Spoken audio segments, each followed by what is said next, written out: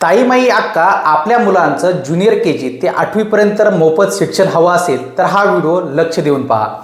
RTI अंतर्गत महाराष्ट्र राज्यामध्ये आता ज्युनियर KG ते 8वी पर्यंतचे प्रवेश प्रक्रिया ही सुरू झालेली आहे।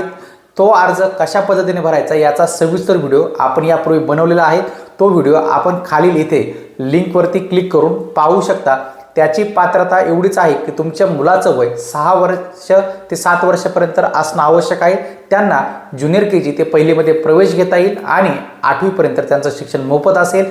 उत्पन्नाची अट ही जर आपण ओपन कॅटेगरीतून येत असाल तर 1 लाखाच्या आत आपलं उत्पन्न असणं आवश्यक आहे।